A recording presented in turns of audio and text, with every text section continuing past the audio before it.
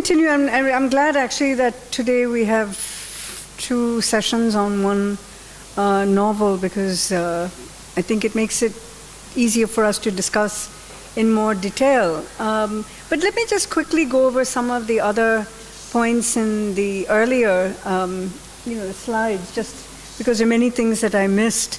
But I think I may have talked about that. If you can just move to the other.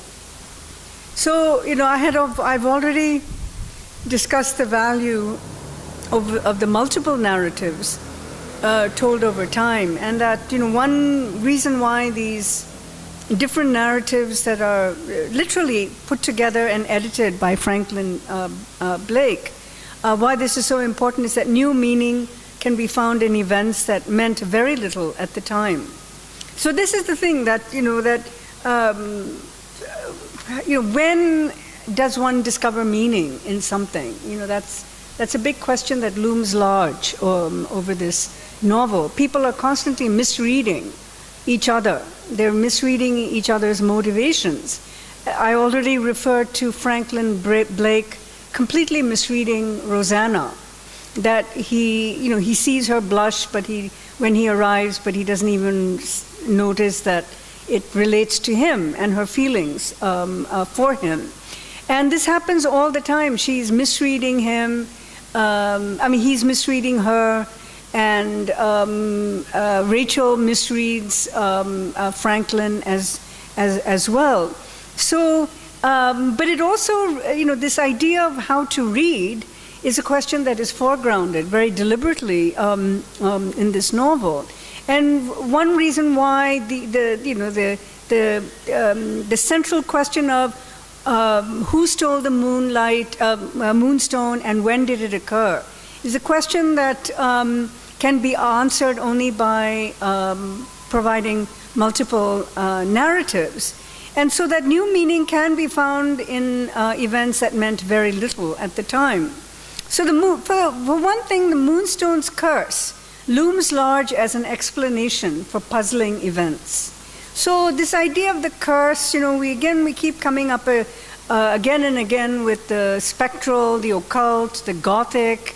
That if there are events that are incomprehensible, the only way that one way of explaining them is to say it's a curse, right? And the role of the detectives is not to talk about curses, but to actually, reconstruct events so that the happenings of the time can be told properly. And just to pick up on the point that I was referring to earlier about time and the deferral of events, I think there's a way of thinking about time in this novel as dormant and active.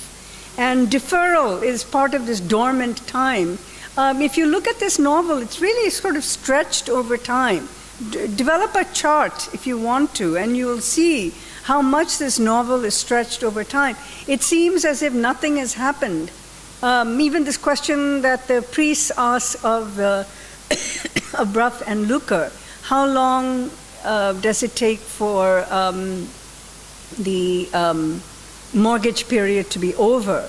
And that, when you put money in the bank for a deposit to mature, you think of it as actually being in a dormant state. It's in one state, it's not doing anything, it's not being used, it's there. You can think about it as dormant. But there's also time in an active sense, where events are happening, where people are doing things to other people, and that the novel is constantly going back and forth between dormant time and active time. And in fact, it's the English characters who note that the priests, and there's a quote, wait with the patience of cats. I was referring earlier on to the fact that the priests are waiting for the moment when they can reclaim or retrieve the moonstone. As long as it's locked up in the safe, they can't do anything. They can't access it. And but they're waiting for that moment when it will be, when they can when they know that that period of mortgaging is over, and they can retreat, because the moonstone has been put in deposit as a down payment. This is one reason why the Indian characters need to know what the economic principles of the English banking system are. And so this quote about they wait with the patience of cats is a very revealing one, that they will pounce only when they know that the time is right, So timeliness is one of the hallmarks of the novel. I've already talked about some of the points on this next slide. Oh, sorry, I thought you had put did you have the slide on before? Yeah, okay, the next one. Yeah, I already talked about some of the points on this, the transvaluation of the moonstone from sacred object with mystical powers to ornament and then to chemical substance. And that passage that I had read about Rachel safe in England, it's in the same thing, same chapter 10. On the second page of that chapter. And this is Mr. Candy, excuse me, who plays a major role in this novel. He seems like a bit player, but he's actually a big actor in this novel, because he is the one who had pulled a prank on Franklin Blake, and made him sleepwalk, and it was when he was sleepwalking that Franklin Blake removed the moonstone from Rachel's room. So this Mr. Candy, who's a chemist by profession, he says in that paragraph that begins, "This was a pleasant, companionable little man." If you can find that passage in chapter 10, it's just the second page of that chapter.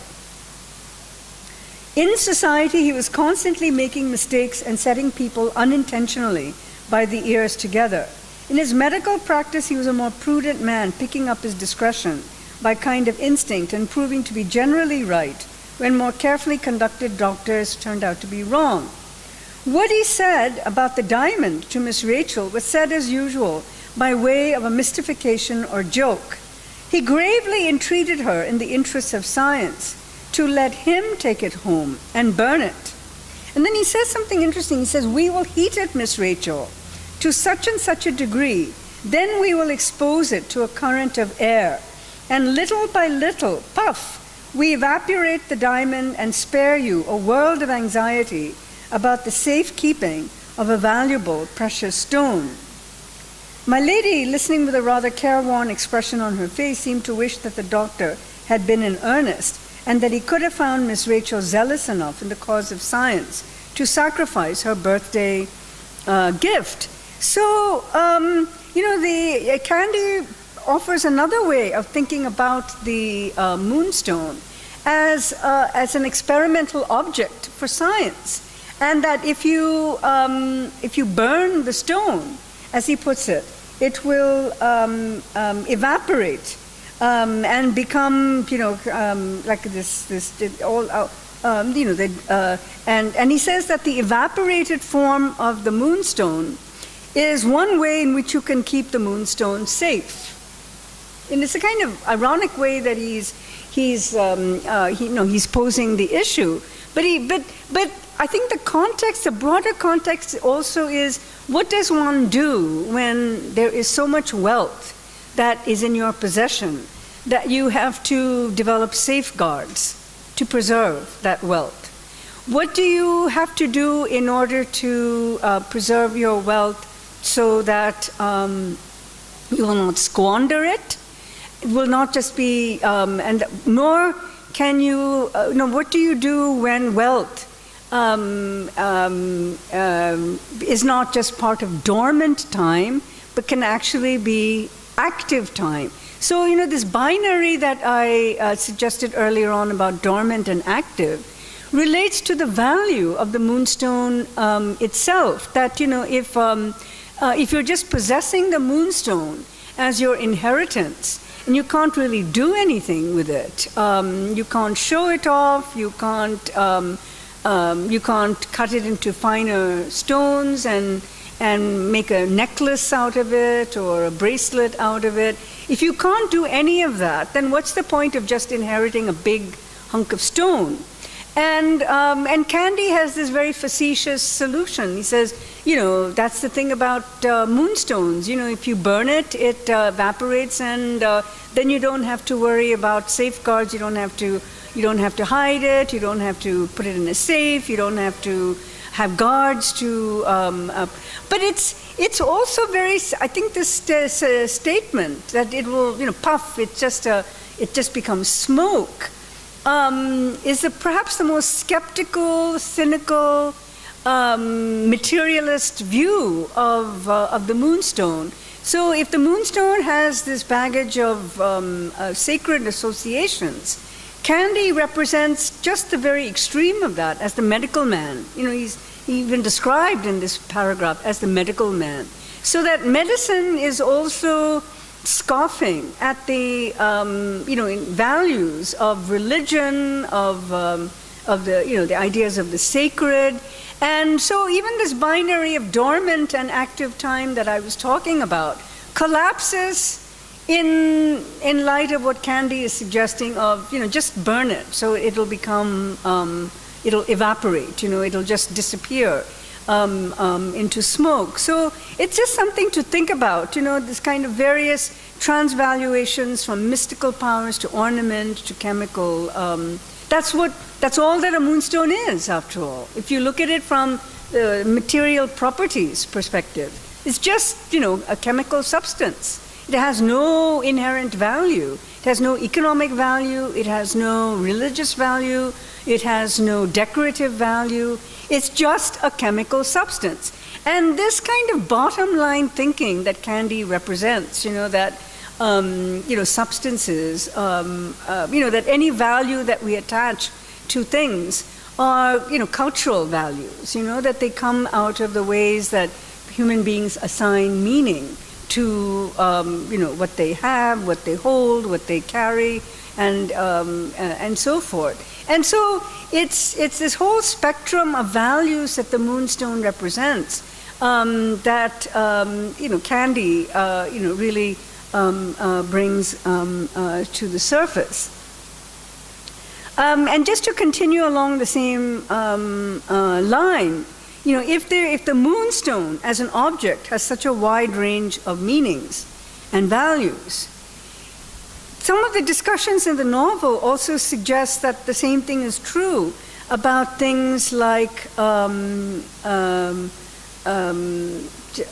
what people will give up their lives for.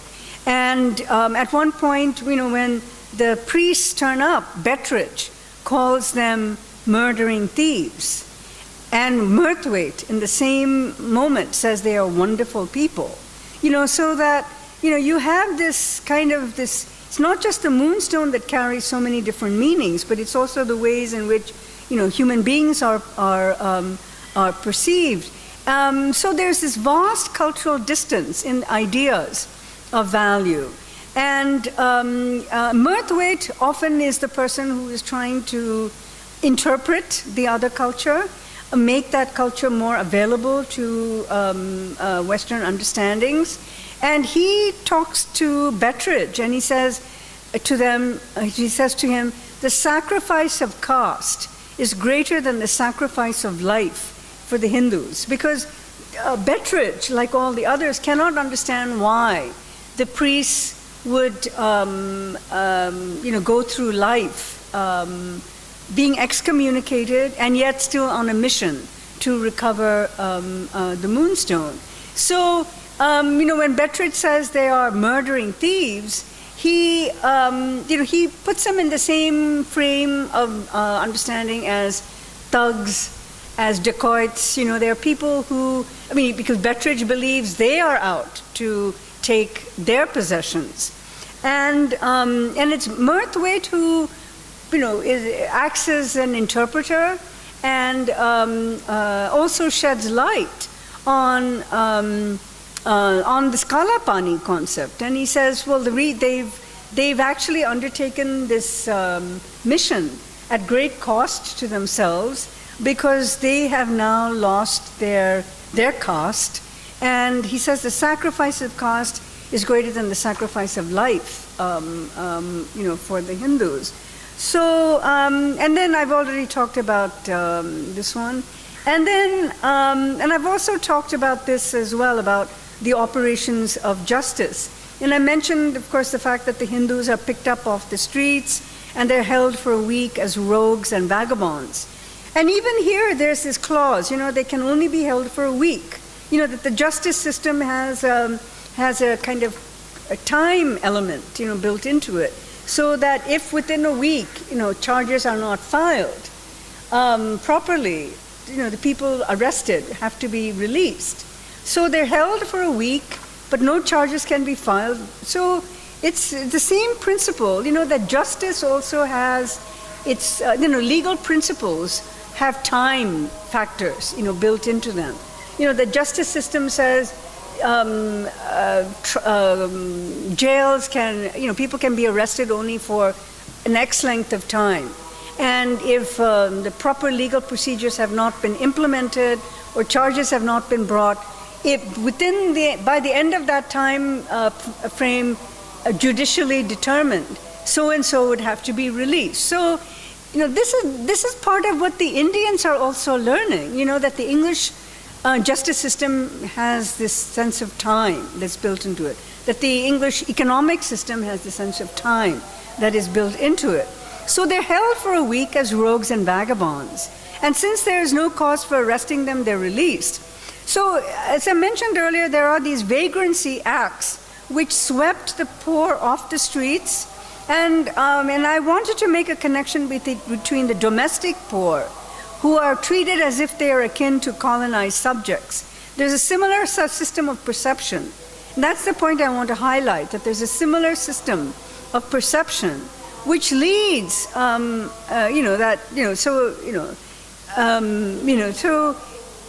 about this, that even though Penelope, Bettridge are white, Rosanna is white, in some ways Rosanna has more kinship with the outsider Indians than she has with the English people.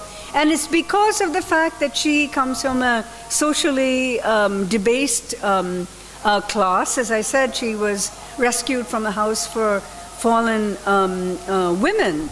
And so whenever an act happens in a home, the people who are blamed are the outsiders, the foreigners, the depressed, depressed classes. And so Rosanna comes under suspicion. She's an immediate suspect at the time when the stone is discovered to be missing.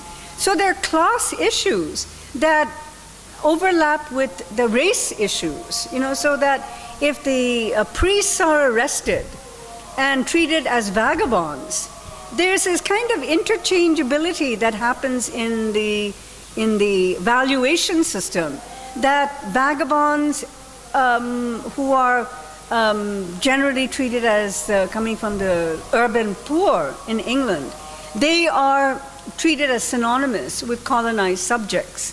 And so the fact that the priest can be arrested on vagrancy acts which are actually applied to the English poor suggests that there is this interchanging between colonial subjects in the empire and metropole working poor in England. So I think this is the last slide for this one. Can you get into the next file which says Moonstone 2?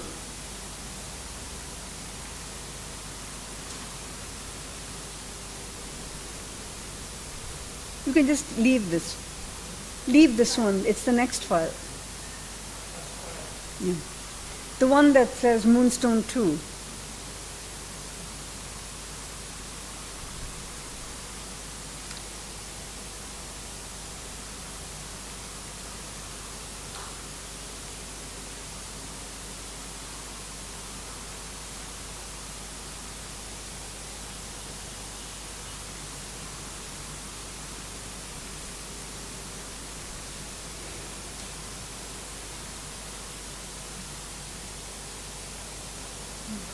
Yeah, that's first slide. Okay, I put some general comments here, which some of which I've already talked about, but there's no harm in going over them again. So let me reiterate that how you tell a story is as important to detection as the cognitive processes of deduction. So notice the way that the act of telling the story or writing the novel is like a counter point to the detectives, you know, Sergeant Cuff and, you know, the detectives who are trying to recover the Moonstone. The way that the novelist constructs the story is almost happening at a synonymous level with the act of deduction. It's almost as if to suggest that the novelist is like a detective in the way that the narrative is framed. And notice that for the detectives, the object is very laser pointed, you know, which is who committed the theft of the Moonstone and where is the Moonstone, where is its location. So, you know, that question, it seems it's a question that engages the detective's mind. But there too, you know, your question about cultural memory is really pertinent here, because this question of driving the detectives, which is who committed the theft, becomes an existential question. You know, who committed the theft? We can't just say it's Blake or Rosanna, whoever it might be, but it goes back to a much larger historical frame. So the detective question is, who committed the theft? And they want simple, you know, kind of very narrowly framed answers to that question. But what the novelist does is like an accordion, you know, to expand that question, to embrace the totality of who committed the theft. And so what we find, as we've been discussing for much of this morning, that the theft is much bigger than the one that happened on the night of Rachel's birthday. So, you know, the question is asked in a very finite way, and it seems to have finite answers.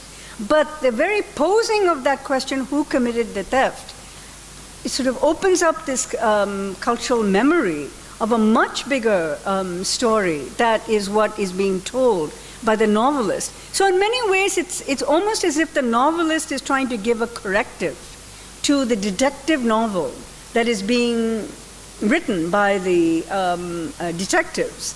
The detectives have a very finite way of telling the story. The novelist is trying to push that story beyond its limited parameters to get at a much more inclusive history than is possible within the narrow parameters. I mean, this is kind of the classic thing about police work, you know, the facts, ma'am, just the facts. You know, I don't want anything, I don't want your interpretation, I don't want your, you know, I don't want you to tell me any backstory, I just want the facts.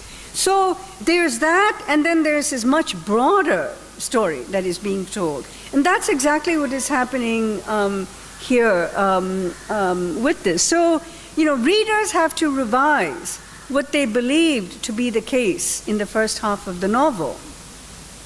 And part of the work of detection, I would suggest, is a revision of expectations. And readerly behavior is analogous to that of the detective solving a crime. Interpretation is key.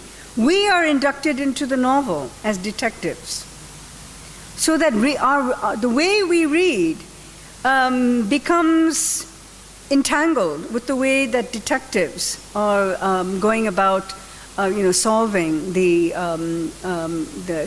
case. Yes, exactly. Exactly. Exactly. Right, yeah. So Wilkie Collins is inviting the readers, as you very correctly said, to become active participants. You know, it's very curious, the phrasing you used, inviting. It's like, you know, Wilkie Collins is imagining kind of future world in which, you know, social media and crowdsourcing where you have, it's a kind of crowdsourcing. What is crowdsourcing after all? It is the act of getting the public to contribute to, a solution, that so sometimes crowdsourcing is the means by which, actual detective work goes on. And in fact, that has even spawned a whole new popular culture, form, of crowdsourcing. In fact, I think there's a television show called Wisdom of the Crowd, which means that it's detective work is no longer just about police authorities who go about solving crimes, but the public is actively engaged in the solution to what is going on. So it's very interesting that Wilkie Collins, without even having a clue what the social media world would look like a century and a half after him, he's doing something very similar, that he's trying to get people actively involved in the solution of this crime. So, embedded within this crime solving is gender construction. I was trying to refer to this earlier on when I had these quotes from Sergeant Cuff, who has a very derogatory way of thinking about women, that that they're obstructionists, that they're hiding things, they won't reveal what they know. And we find out, of course, that the reason why Rachel won't tell and Rosanna won't tell is because they have emotional feelings for Franklin Blake, whom they're trying to protect. So the police believe that the women they're inhibiting detective work. And so there's this dynamic in the novel between concealment and revelation. And it's embedded with gender construction, concealment and revelation. So so there's a kind of breakdown of communication. Sometimes the men won't share what they know, and the women sometimes confide in other women. At least that's the expectation, that women will not talk to other people, but they might confide in other women. And we don't find that's really the case at all. Rachel doesn't confide in anyone. She's very autonomous in many ways. She refuses to abide by the norms of femininity, much to the distress of her mother. But she's also a very solitary figure, because she seems not to have any companionship. She seems not to have anyone that she can share any feelings with. And she's always sort of edgy, and she's even her relationship, the scenes in the novel where you see her with Franklin Blake, something very contentious about that relationship.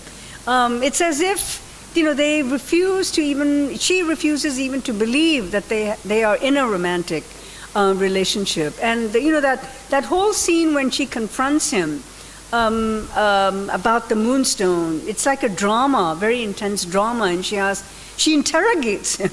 That's what's so funny. She steps into the position of the detective, and she asks Blake, and she says, "Where were you? What did you do? Why did you?"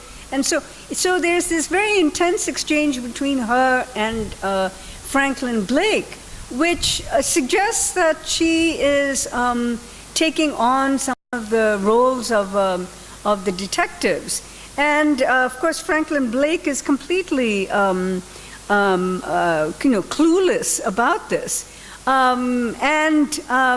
I found it interesting that that the detectives, in their kind of there's a certain amount of misogyny in the way that the detectives talk about the women, and the detectives constantly reaffirm the power of rational analysis, that you follow logic, you follow procedures, and you'll be able to make the proper breakthrough. But what they see in a character like Rachel is this neurosis, and Cuff even seems to propose that detective work is a cure for neurosis. That there's, and it's a fact that, when you read Rachel, she seems, as I said, edgy all the time.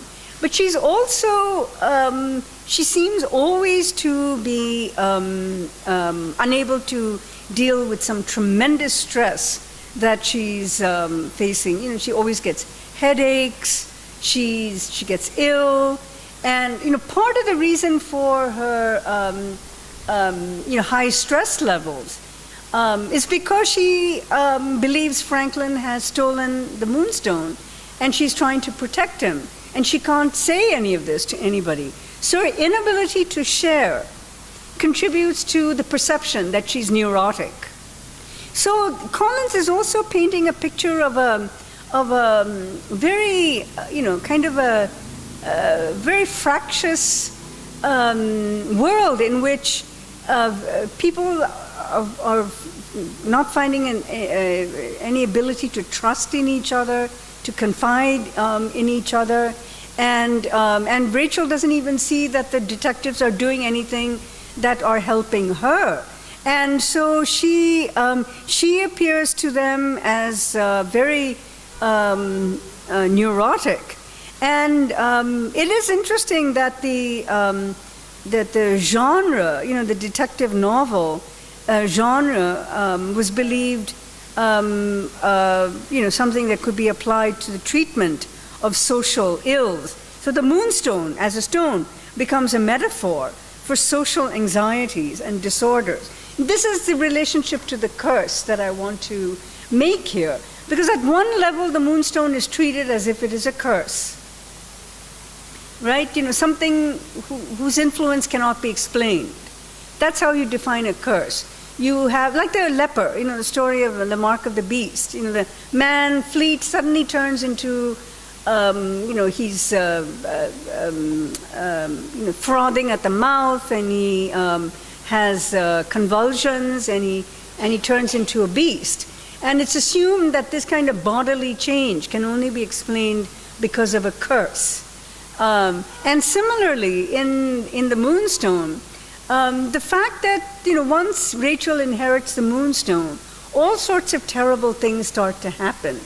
And Rachel's mother dies. Rachel's mother also is prone to illness, has headaches. These are not characters who live happy lives. They are well protected. They're well provided for, and yet they don't live happy lives. And there's always that sense in which they are besieged by some forces that are that are malignant and have evil intent towards them. So increasingly the Moonstone becomes an object of fear, because it's believed that it's the Moonstone that is now causing all these anxieties and neuroses and personal difficulties. So it relates to this broader question that we're asking about cultural memory. That cultural memory is, if one opened one's mind and refused to block it by denials, excuses, alibis, if one refused to repress consciousness of things, one could actually look at the truth and say, yes, we have had a very long and ugly history of involvement with the colonies. And there are certain events that have occurred which were atrocious, which we're not proud of, and which we have to acknowledge as our responsibility.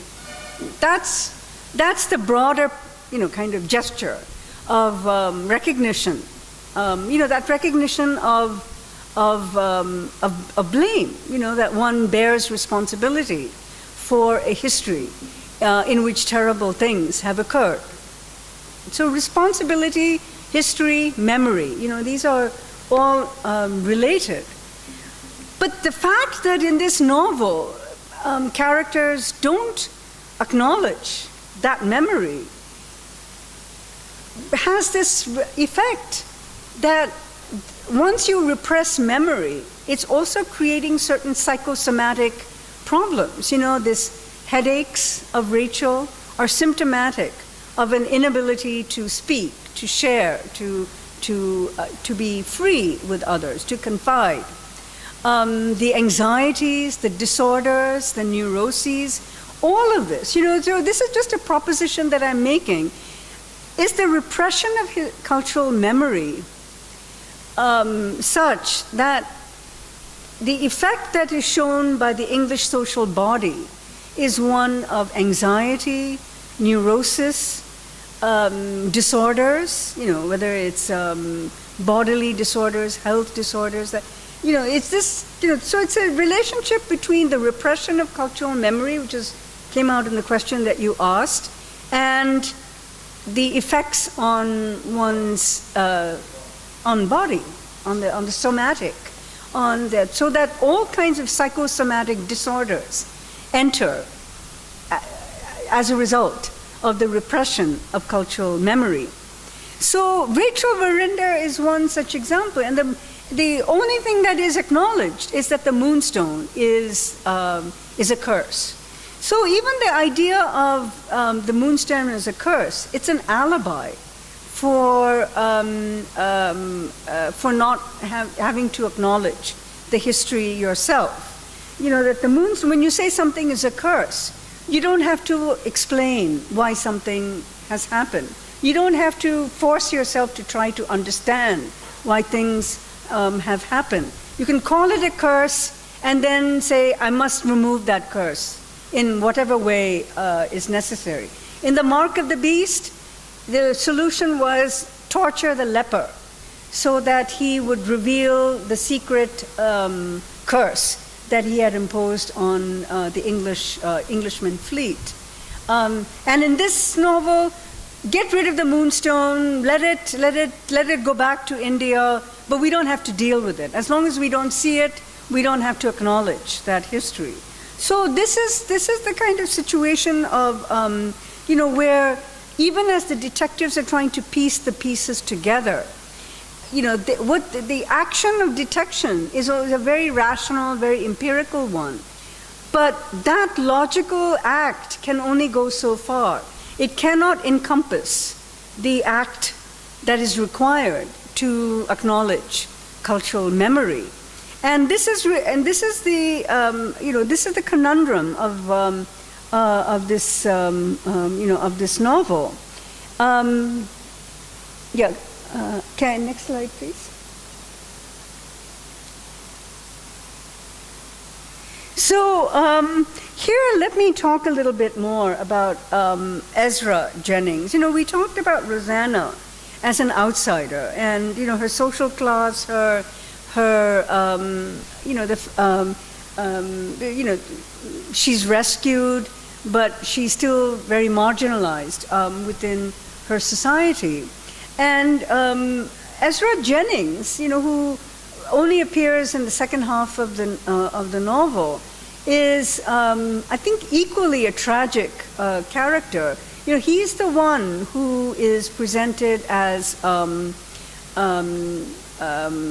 you know, sort of most haunted by the sense of his outsiderness. And there are certain descriptions in the novel. And this is actually,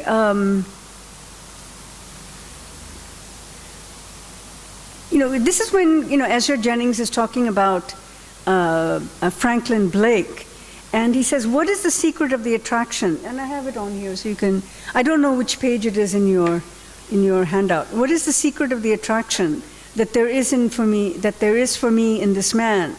Does it only mean that I feel the contrast between the frankly kind manner in which he has allowed me to become acquainted with him, and the merciless dislike and distrust with which I am met by other people? Or is there really something in which answers to the yearning that I have for a little human sympathy? Mr. Blake has given me a new interest in life. So, you know, partly it's because, you know, Blake has a much more cosmopolitan history. I've already referred to the fact that he was educated in the continent, and he's already at a remove from the norms of English society, not to the point that he can fully understand any people who fall outside of European culture. But yet, nonetheless, his cosmopolitanism has enabled him to be a little more open to Ezra Jennings. And Jennings, I think this very sort of heartbreaking sentence about the need for human sympathy as what can redeem the great alienation of peoples from one another. Ezra Jennings is marked as a gypsy. He's always described, the physical descriptions. He has gypsy features. He's dark. He's described. I mean, he's Jewish. His Jewishness makes him outside the center of the Anglo-Christian world, and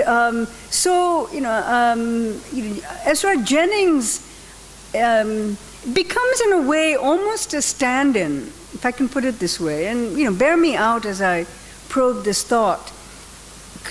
One thing that I was proposing in the earlier lecture is that the Indian characters cannot be incorporated into the mindset of the characters, nor can it be incorporated into the dynamics of this novel.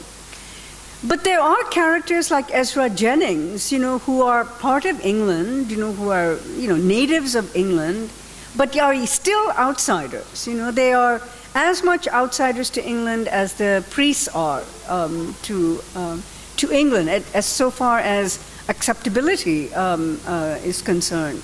So Ezra Jennings almost becomes a stand-in for the outsider colonial subject.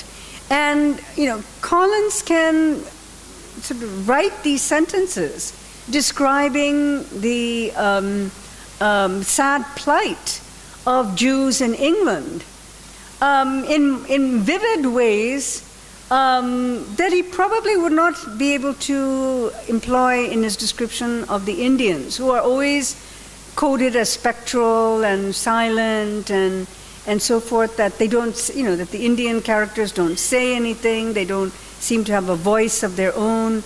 They're always described as polite, and they ask questions, as Momita was pointing out, about the economic conditions of economic exchange. But Ezra Jennings actually talks about the sufferings of being alienated in a passage like this. And is this the best that Wilkie Collins can do in his effort to try to understand the implications of empire and the after effects of empire? Can he only try to get at characters within England who fall outside, like Jews? Is that the only way that he can even get to try to understand the act of being colonized, subordinated, as the Indian characters are in this novel? So while the Indian characters cannot be incorporated into the novelistic dynamics of the plot, someone like Ezra Jennings can be. And it is so interesting that it's, the outsiders in the novel who are the ones who actually reveal the circumstances of the Moonstone's theft.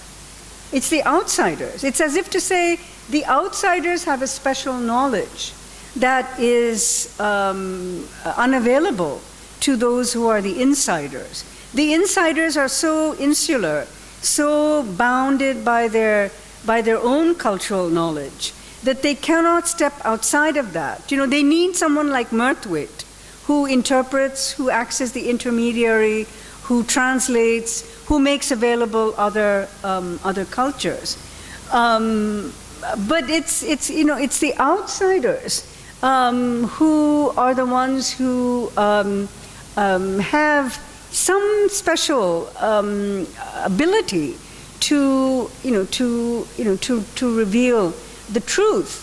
And Wilkie Collins does something, quite significant here, which is to make his outsider characters the agents for the revelation of truth. And in the case of Rosanna, it's in that letter that she writes, where she says she saw Franklin Blake leaving Rachel's room with the moonstone, in his sleepwalking. And when she saw the paint on his nightgown, she hid the nightgown. She buried the nightgown in the shivering sands because she was trying to prevent Franklin Blake from being arrested.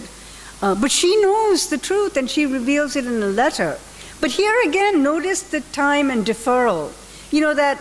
That revelation of Rosanna's occurs well after she has died. Her revelation doesn't come during her lifetime. It comes after she has already died, and it's because of the letter that she has. So she's one character who has insight into the truth. And similarly with Ezra Jennings, he's instrumental in arranging for a repeat of the sleepwalking episode, because he says, it's like, all of you have read Hamlet, I assume. Remember when Hamlet stages the play for...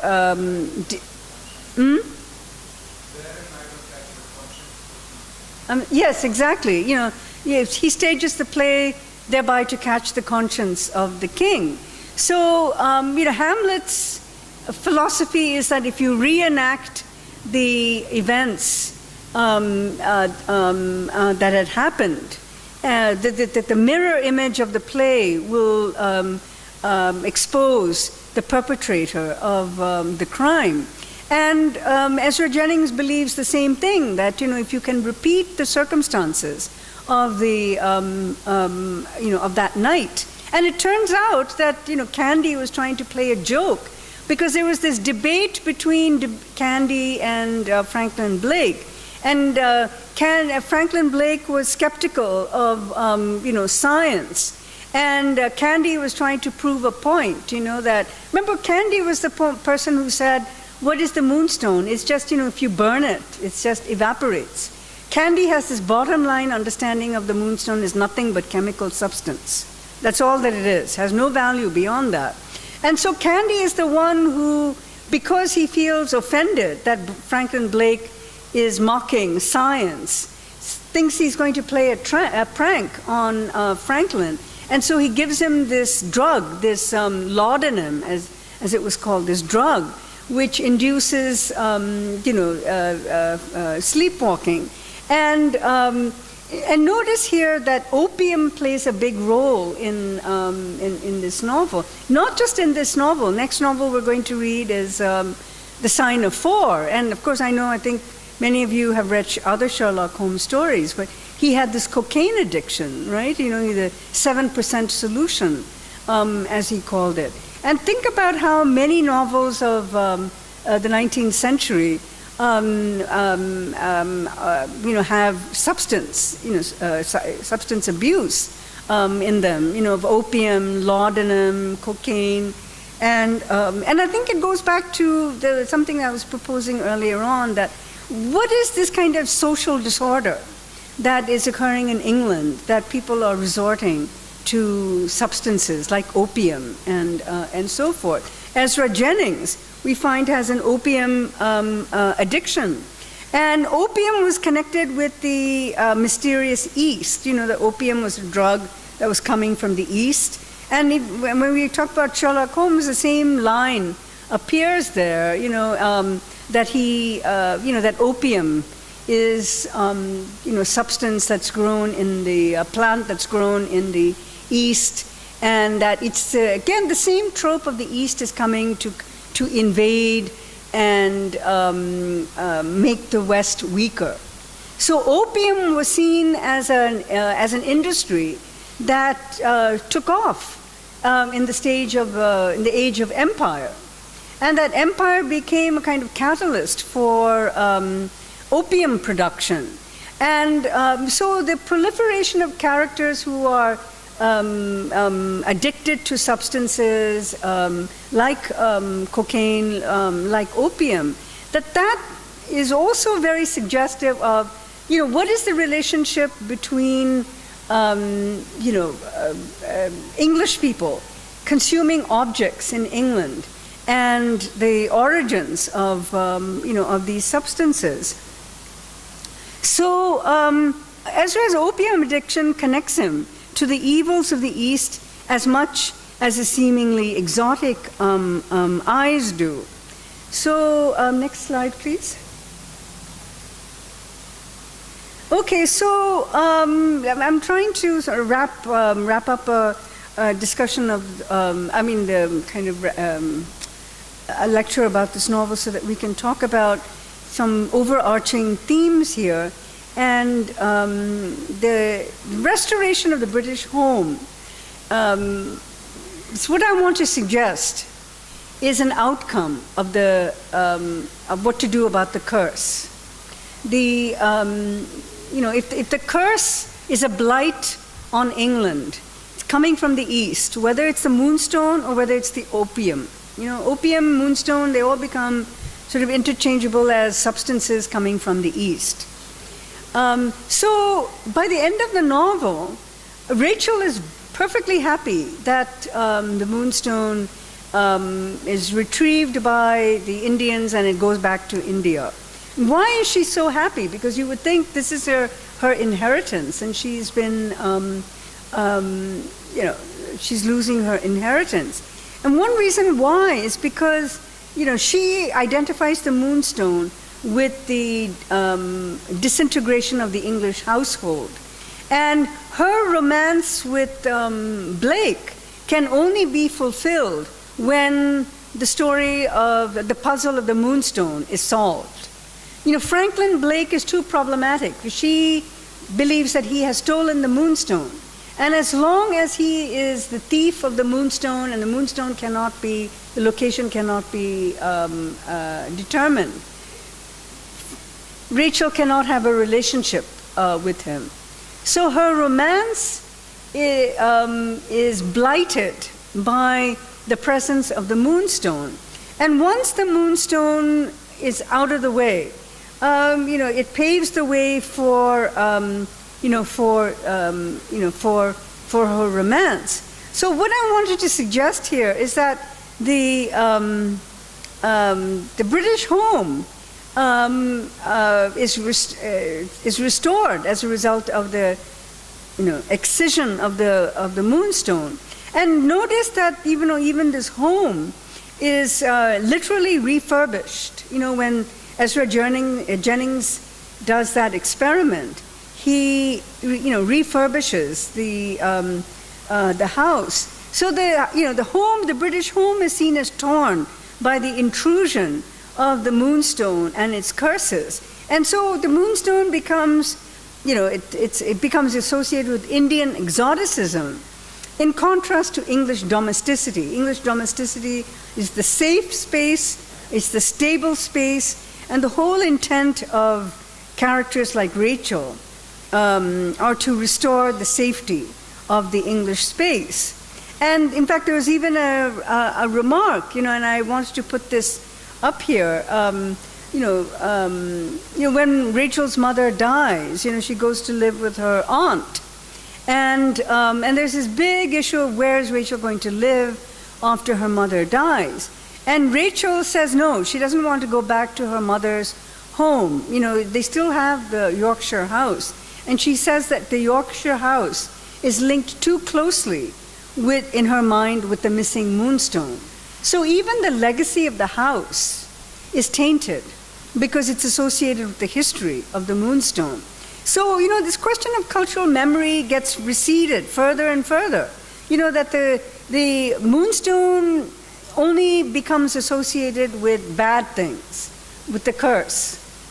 And so when Rachel says she doesn't even want to go back to the Yorkshire manor, it's her way of saying that, it's associated in her mind with the Moonstone and all the terrible things that happened after its theft.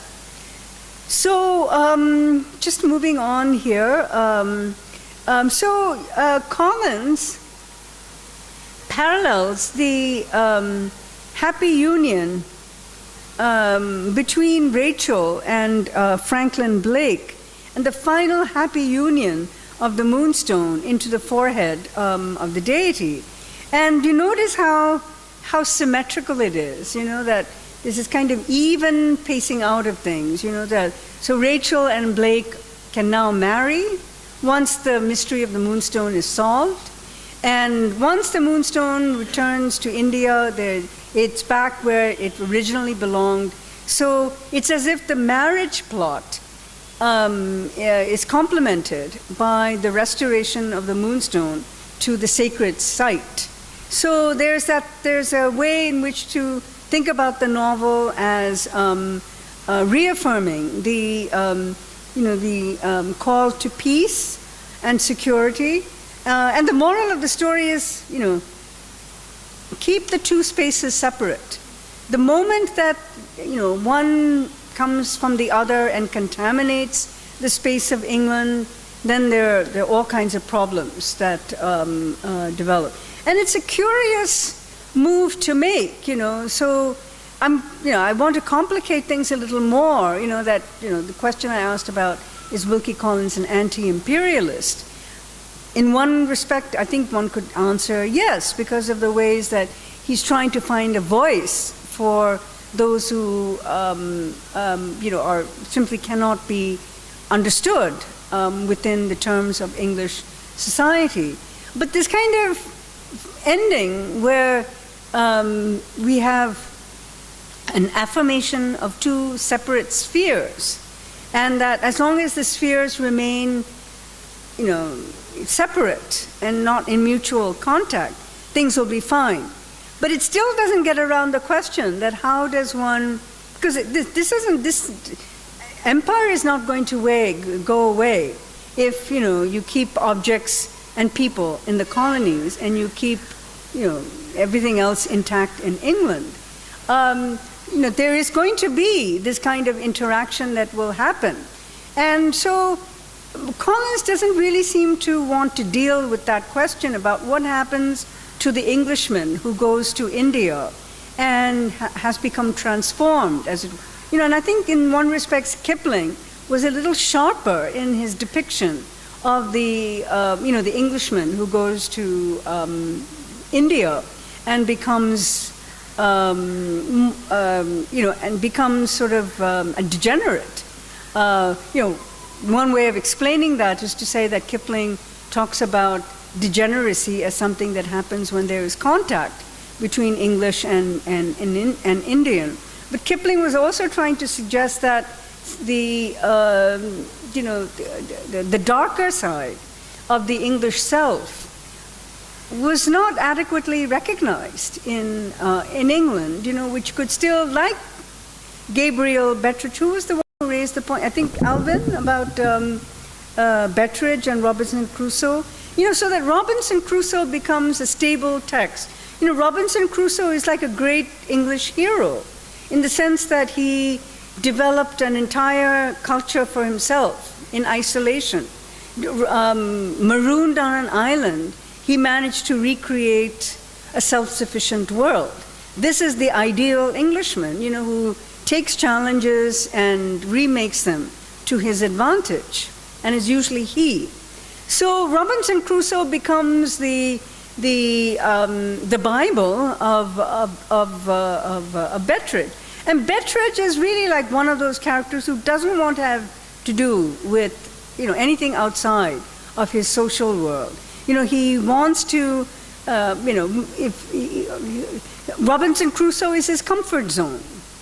Anything outside of his comfort zone produces anxiety, misunderstanding, confusion, and one can see this developing more insidiously in this novel. So it could be, I would suggest that when Wilkie Collins has this very harmonious ending, the marriage plot is fulfilled and the sacred narrative is fulfilled, but it implies that the two are kept very distinct from each other. Is Collins also, does he want to eat his cake and have it too? It seems like that, that he's not willing to deal with the consequences of imperialism, which would imply mutual contact, which would imply things like miscegenation, marriage between races, different races. And but the ending seems to, it seems not to want to deal with this. And also, the closure of the troubled courtship between Rachel and Franklin, it only happens after the removal of a tragic character from the landscape, and that's the death of Rosanna. Rosanna conveniently dies, miserable in her death as she was in life. She never managed to get Franklin to recognize her. And when Franklin is told, was it by Bettridge, was it by Rachel, I don't remember, that, by the way, you fool, don't you realize that she was madly in love with you? And I think Franklin says something really obtuse like, I never even noticed her. He says something like that, I never even noticed her. So that the Rosannas of the world have no place in this world. That the only way their stories can be resolved are by killing them off. So it's it's, and I think that the novel is unsettled in that way. That the happy plot is enabled by the death of a very sad, tragic character. And the same thing at the end, even with the restoration of the stone, Moonstone, the three priests still remain in exile. And I said I wanted to read that final epilogue, which is really quite lovely.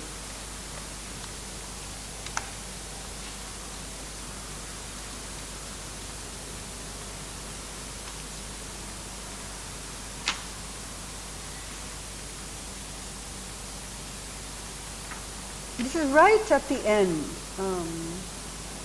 And this is, actually it's interesting, it's Murthwaite. Murthwaite has the last word in this novel. And he writes a letter to Prof. And he talks about, about his wanderings, and he says, I went to Kathiawar, and then I'm going to go to the next page. And he witnesses the ritual. He says, on the second day, the number of Hindus traveling in my direction had increased to 50s and hundreds. On the third day, the throng had swollen to thousands, all slowly converging to one point, the city of Somnath. Okay, so Somnath, again, a very it's the name of a city with such a dense history in, the long history of India. So there he says, a trifling service which I was able to render to one of my fellow pilgrims proved the means of introducing me to certain Hindus of the higher caste. From these men I learnt that the multitude was on its way to a great religious ceremony, which was to take place on a hill at a little distance from Somnath. The ceremony was in honor of the god of the moon, and it was to be held at night. And so then he describes the ritual. And then he, in the middle of the page in your handout, says, looking down from the hill, the view presented the grandest spectacle of nature and man in combination that I have ever seen. And then the graceful winding of the water stretched away, now visible, now hidden by trees as far as the eye could see. On the other, the waveless ocean slept in the calm of the night. People, this lovely scene with tens of thousands of human creatures, all dressed in white, stretching down the sides of the hill, overflowing into the plain and fringing the nearer banks of the winding rivers. Light this halt of the pilgrims by the wild red flames of cressets and torches, streaming up at intervals from every part of the innumerable throng.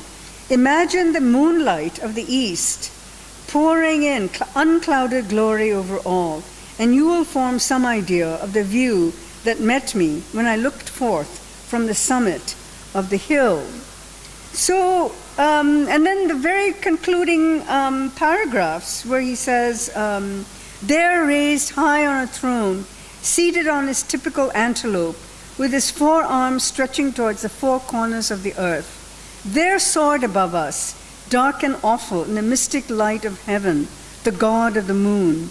And there in the forehead of the deity gleamed the yellow diamond, whose splendor had last shone on me in England from the bosom of a woman's dress. Yes, after the lapse of 8 centuries, the moonstone looks forth again, looks once more over the walls of the sacred city in which its story first began. How it has found its way back to its wild native land, by what accident or by what crime the Indians regained possession of their sacred gem may be in your knowledge, but it is not in mine. You have lost sight of it in England, and if I know anything of this people, you have lost sight of it forever. So the years pass and repeat each other, so the same events revolve in the cycles of time. What will be the next adventures of the moonstone? Who can tell? Who can tell? So the question of who can tell, it's not just rhetorical. I think who is going to be the next person who will tell the story of, the future life of the moonstone? And it's this whole epilogue is so much at odds with the rest of the novel. In fact, I think Collins is very self-conscious in his, through Murthwaite, he's very self-conscious in the way when he says, the last time I, Murthwaite, saw the moonstone was when it shone on me from the bosom of a woman's dress. And he reminds you that, it's a very radical transition from that last time when he saw the moonstone, when it was a decorative ornament. And remember that question that that remark he made to Rachel, saying, if you wear this moonstone in India, you're not going to survive for more than 10 minutes. And she says, oh, that's how lovely, it's such a thrill to think of being in danger, So, but he reminds you the radical, break between that moment of the moonstone and this other moment, which is couched in such, poetic language, with the light of the moon and the kind of the elegant rituals of the pilgrims who come to witness it. But this final line about who can tell, it's also kind of slightly ominous, that this is not ended. The story has not ended. I think some of you have already pointed this out, that, empire may have the era of empire may have ended, but there is something called neo-imperialism, which is driven by capitalism, global capitalism, and the fact that the market is so complicated today, with objects, something like the moonstone could be easily purloined. It may end up in a museum, or it may end up, very secret pathway from the museum to auction, like Christie's or Sotheby's. So I think the question that he asked about who can tell is a very tantalizing one at the very end. So let me stop here. I know, again, I've gone beyond the time, but we still have we have about 15 minutes for discussion. Moonstone being the central part of the novel, and the consequences of Moonstone being in England, and finally it is restored to India, but he doesn't speak much about it, and he says the phrases that he used, either by accident or by crime. I think that needs, a bit of elaboration. Why should it be? He is again speculating. It could either be by accident or by crime, as if there is no agency, and all these three priests are, actually, shadowed. This again has something to relate to my previous question, because the writer, the authorial intention is to speak much about the Western agency, not the Eastern. Am I right there? No, that's a very good question and a comment that and it is very odd, that Murthwaite professes not to know how this has happened, and the phrase that he used, by what accident or crime the Indians gained the gem, may be in your knowledge, but it is not in mine. It is possible, because Murthwaite, it sort of disappears from the scene. We're told that he's wandering. So, he doesn't quite know the circumstances of the detective's work and the recovery of the gem. So he's sort of out of the loop by that time. So, but it is also that he leaves this sort of very uncertain space, that how did the Indians get the gem back? And he even using word like crime, did they steal it back? This is what he seems to be suggesting, or did it just accidentally fall into their hands? So you're right, that he seems not to give any agency, nor even to really understand the significance of the event. He's describing the beautiful ritual in very beautiful language, but it's almost as if he hasn't quite understood what that story means, and so I think that does force us to ask another question. How does one go beyond simply narrating events to then try to understand what those events mean? And Murthwaite, there's some gaps in knowledge, because he has been wandering, he's out of the picture. He really doesn't know what's going on. After that night, he really doesn't have anything to do with, with the rest of the plot.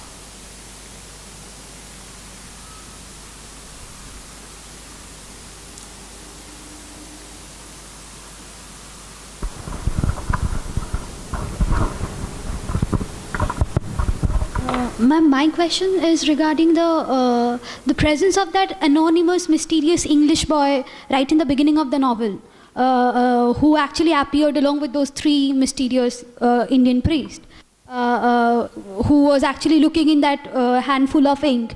How do you think that we should be looking at that character? You mean the ink boy? Yeah. Yeah. Because although there were those three priests, it was one English boy who was actually looking into that pot of ink, and was trying to track down the location of the diamond. So how you suggest us to look at that character? Because after that incident, the English boy. Yeah. Well, there's even a suspicion in the novel that the English boy was mesmerized. That he was mesmerized. He was, in fact, that's one of the, it's again part of the stereotype that if there's an English boy with the three Englishmen, it must be because the English boy had been mesmerized, hypnotized, maybe, given some drug that had made him, paralyzed, that his mind became completely under the control of the Indians. That's how he's depicted here. Hello.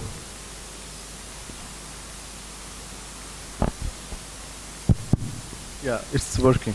I'm looking at preface. For me, that preface is for me is very striking. Yeah. I'm talking about the first preface, which Collins wrote on 30th June 1868, and I want to just quote 2 lines for me, which I find it very interesting and striking for me. He starts that preface with that: in some of my former novels, the object proposed has been to trace the influence of circumstances upon characters. But in the present story, I have reversed the process. The attempt made here to trace the influence of character on circumstances. And in the same preface, he said that the physiological experiment occupies a prominent place in the that closing scenes of the Moonstone, which you have just I think you have mentioned. I think that looking at novel in this way, it's not a very romantic way of looking at it. It's a very scientific. It's a very scientific way of looking at novel. And the second thing I find that, and while it's my hypothesis, I'm not very confident about my statement that it's scientific. I think it's a scientific. And 2 texts are coming in my mind frequently. Obviously Darwin's Origin of a Species, which defined the whole Victorian perspective. But before that, there was a very crucial and influential text by Dickens. And Dickens was very close to Collins. They have worked together for a long time. And that text was Hard Times, 1854. And Dickens here is also almost doing the same thing. He's trying to underline all those new symptoms of the industrialization. And he starts with this novel that what you need is just, and I'm quoting that Mr. Gradgrin fabulous quoted statements that what you need is a fact. Facts are alone needed in the life. And he's trying to teach these boys to how to see this world in a scientific way, in a factual way. And you have mentioned just 2 or 3 minutes back that this novel is also doing almost the same thing, that everybody is looking for a clear-cut answer, a clear-cut final solution. Nobody have that, but still everybody is looking for a clear-cut facts. And the second, I think the third author which helps me to understand this, Émile Zola, that French novelist and playwright, who was a naturalist. And while reading in my MA essay of Émile Zola was also very clear about that novel writing, that there is no difference between a novelist and a scientific. I forget the exact resource, but there is an essay by Émile Zola who said that there is no difference between a scientific who is working in a lab and a novelist. So I find that these way of looking at novels is very unique. It's very complete departure from that romantic way of looping, which was happening in that romantic with Bronte sisters. So that way of looking at novels itself is a very radical one. If you comment on this. It's an important point, and something you should also know, that Collins had trained to be a doctor. He was actually originally going into medicine, and he describes, in fact, there's another novel which I would recommend called Heart and Science, which is all about animal anti-vivisection. And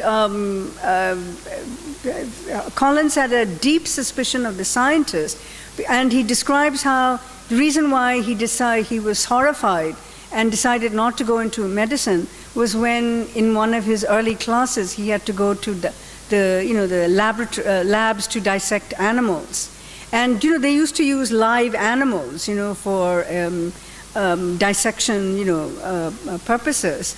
And he saw the writhing animal in pain on the experimental table, and he was so appalled, so horrified by that experience, that he decided not to become a doctor. But in that novel, Heart and Science, he actually speaks at great length about how the science that when that passage I read about Ezra Jennings and compassion, That's actually a running thread in a lot of Collins's works, that where does compassion come from? And what happens to a society when compassion is eroded? And he saw the scientist as contributing to the erosion of compassion and empathy and understanding of animals, of human beings, and so forth. So for it is, but even though he left medicine, Wilkie Collins did understand. I mean, he understood what the physiology, understanding the physiological system meant. So he did have a very clinical mind about how to think about, what happens and why. And that line that you read, which is one of his most famous lines about, I'm not writing a novel where circumstances determine character, but character determines circumstance. That this became a way of his trying to understand psychological motivations and their impact on, how things happen the way that they do. And even though this is a novel that seems very, it's very kind of simple what happened to the Moonstone is the big question. But one discovers that question is quite minor in relationship to all these, far bigger problems that then are illuminated, like, Rachel's neurosis. And unfortunately, I didn't even talk anything about Godfrey Ablewhite. But he's a sleazy character, he's another one who mouths pieties, but he has a mistress that he's not able to keep in comfort, and he's the one who's, part of this plot to secrete the Moonstone. So he's like somebody involved in a Ponzi scheme, he steals in order to pay someone else. And so these are characters whose own character is the source of what happens in the rest of the in the novel. So to that extent, he did have a very clinical imagination, if I can put it that way. So it is. I think it's an important point to raise.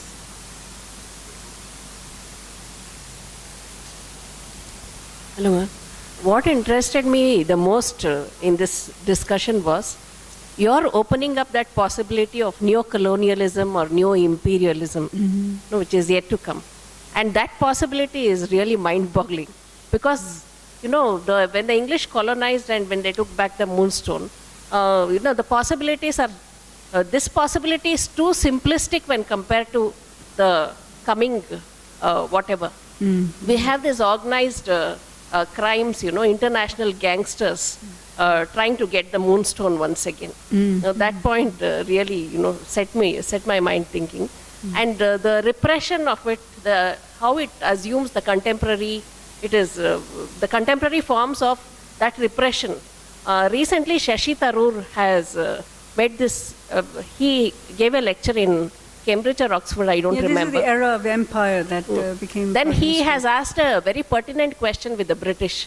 You forget about all the, whatever atrocities you committed against us, but at least own up to them. That's right. Like how the Japanese owned up to the wrongs that they did against the Korean women during the Second World War. So these are the two, it continues. Well, Shashi Tharoor went even one step beyond. He said it's not just apology, he said reparations. Yeah, reparations. Britain should give reparations for the plunder that it had done in India. Yeah. This was a whole new possibility for me, After reading the novel, I would leave it like that. The continuation of this, it opens up a whole new trajectories to the reading of the novel itself. It does. In fact, that last line is really intriguing. He says, that the Moonstone, there's going to be another history of the Moonstone. It's not final. Just the fact that it comes back to the temple doesn't mean that that's going to stay there. And he leaves that door open when he says, the Moonstone is still going to get back into circulation. That's why I labeled this session colonial circulations, because it's going to be circulating back. And the possibilities are immense and they're global in nature. And this British appropriation of it is very simplistic in comparison to what might come. Yeah. And what might come and what did come was really this big kind of capitalist, global capitalist market. Where these objects actually literally disappear. That nobody knows where something disappeared. And it is the nameless, faceless enemy that the governments are fighting.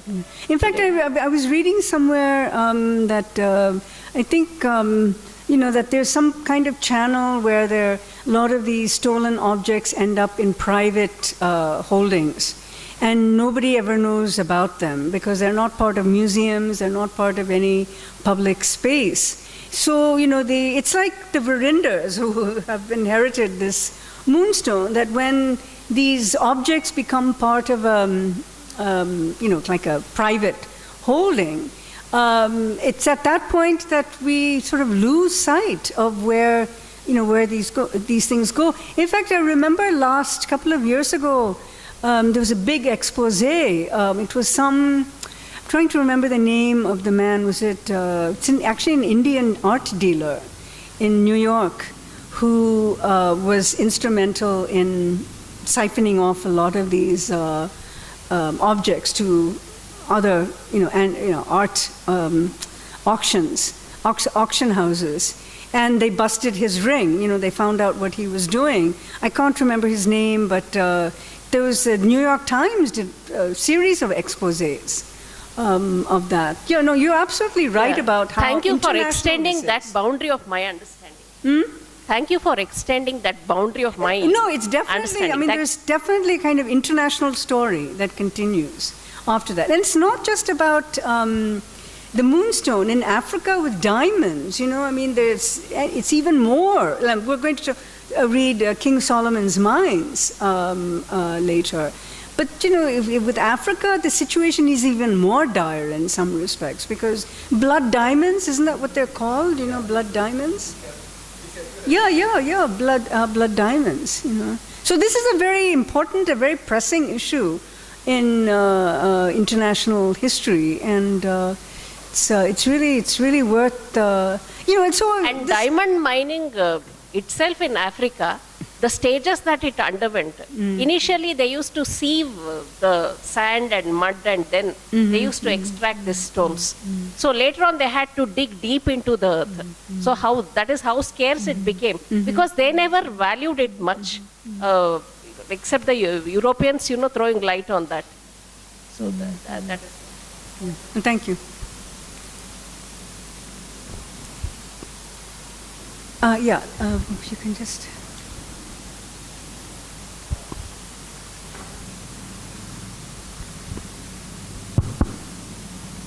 Actually, I'm also guilty of not reading the novel in its novel fully. I therefore don't know whether Shalini, I can't hear you. No, I haven't read the novel fully, so I don't know whether my observation stands. But I was trying to connect the prologue and the epilogue. The prologue actually talks about, it takes off from the Islamic invasions. Islamic invasions. Yes. From Ghazni, and how he, stole and stripped the city of Somnath, and then it reaches the south, and that is from where he talks about how Tippu possessed it for some time. So towards the end, when you see that an Englishman is witnessing the restoration of this jewel, I was thinking about some kind of an imperial guilt being, satisfied. And I was also wondering, in today's political scenario and fascist, understanding of Vedic past and all those things, how these kind of things are going to be understood or to be read. Yeah, that's I know, in fact, this is what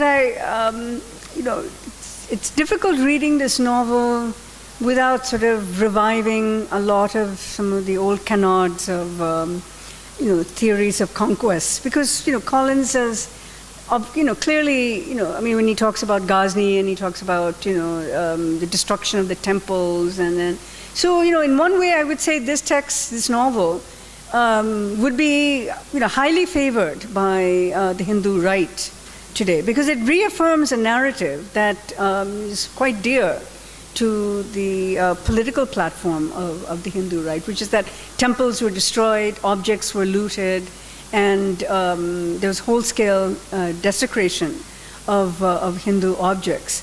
And then the fact that the epilogue, again is located in Somnath, and it's so interesting that it is Somnath that is mentioned. It could that it's whatever happened in the beginning must now be final. So, in one way, it's as if to say, by restoring the Moonstone to the temple in Somnath, this is to right many, many wrongs that have been committed to the original religious inhabitants. I mean, this is the way that it's been couched. So anything intermediate has been effaced. Like, let's not even talk about the Taj Mahal. That's that's not part of the India culture.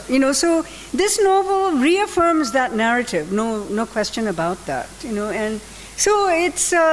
I think it would be, it does raise some questions about whether, where Collins was getting this affirmation of a kind of pro-Vedic, pro-Hindu narrative that, kind of recycles the Muslims as invaders narrative. And he continues right towards the very end, by the location of Somnath. It's as if to say this is a triumphalist ending of the restoration of Hindu unity, right? A Hindu unity that was destroyed. So, I think it's an important question to ask, and one that is very troubling, and definitely within our context. I don't know if I'm curious to hear what others would have to say about this prologue, epilogue.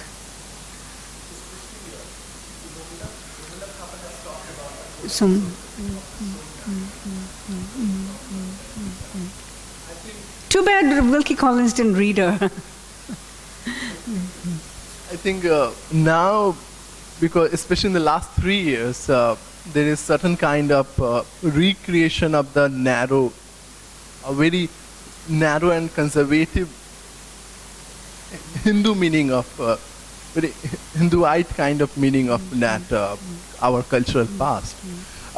I'm not expert of that ancient Vedic or ancient Indian, but little bit. I'm following Romila Thapan from the last 3 and 4 years, and she is saying that the larger problem with this limited and narrow-minded and conservative Hinduite politics, it becomes very difficult to accept that larger global history, or it is going to hamper the younger generation, our generation, and the generation who is coming after us, who is just looking with her curiosity. It is going to hamper the whole. But don't you feel that now there's so much intolerance towards? No doubt, I'm not ignoring that. Towards anything. This is not to say that young people are not in the vanguard of trying to get a more accepting, more tolerant position, but the kind of intolerance that has seeped in, that you can't talk about the Taj Mahal as part of the, that's also contributing to this. There is no space for the dialogue. The whole debate, the UP is happening that it was a Shiv Mandir. That the whole debate is that there is no space for the dialogue. There is no space to accept that difference.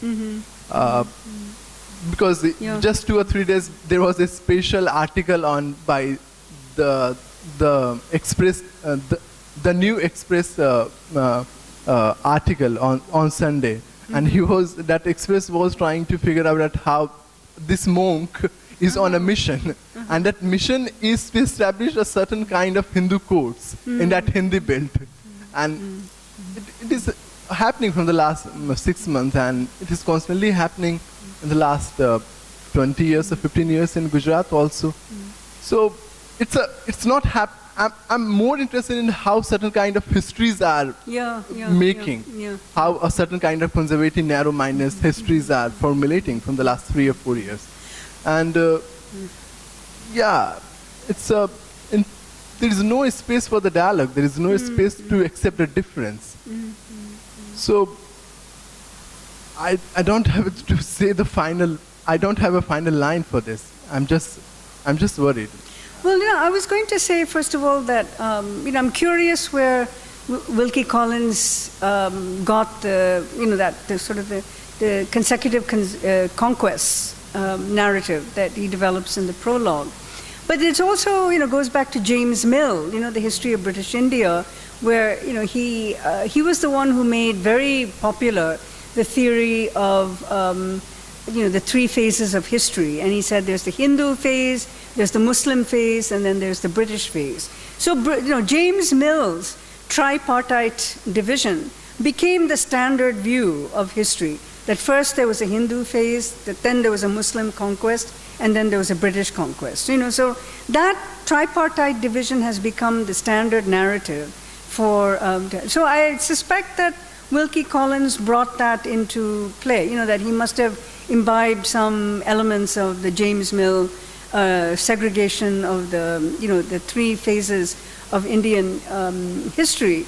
But I think the broader questions that you are asking about, how does one get out of that conservative mindset that one can recognize history, it's one way, it's one thing to say, I understand conquest, there's been conquest. I'm not saying that there's no conquest, I'm recognizing that there's conquest. But there's also a way that I can say, I recognize the conquest, but I also see that the conquest has produced, another kind of history in India that's not quite the same as it was prior to the conquest. So this is not to attach any values to conquest as good or bad, but to simply acknowledge that in the way that Collins talks about its character that determines circumstances, that history comes into being as a result through active time. That's why when earlier on I spoke about this binary between dormant time and active time. But I think the attempt is also to try to get beyond assigning values to this and say, well, that comes out of a moment of conquest, so let's get rid of it. It's like saying English, the language that is now all over the place, it's part of conquest, let's get rid of it. But you can't do it. You really can't, because English has become so much, it's embedded now within English, within Indian society, and it has become an instrumental language, not the means of culturalization. So, I think those are some of the questions that we need to ask, how does one not simply deny that something has happened and say, oh, it's not conquest, that was just, people who came and settled in a place. If it's conquest, name it as conquest. But the real question to me is how to deal with the changes that have come into place through that act of conquest. Especially Edward Said has, while talking about Kim, he has clearly mentioned that see Edward Said while talking about Kim, that pleasure of imperialism. He has clearly talked in that initial passage that to see India as a timeless, unchanging, and stable is really dangerous. It is not. It's really misreading, and it is really dangerous. So maybe. It is very prominent to our present time also, to see India that this is a stable meaning of the cultural past or our history, or timeless, that there is no movement, there is this fixed stability of the history. I think it's dangerous. Yeah, who would have thought Wilkie Collins would speak so directly to, the contemporary moment rather than simply write a novel in the 19th century for English readers, It's has a life of its own. So it's almost 2, so I think we should stop now.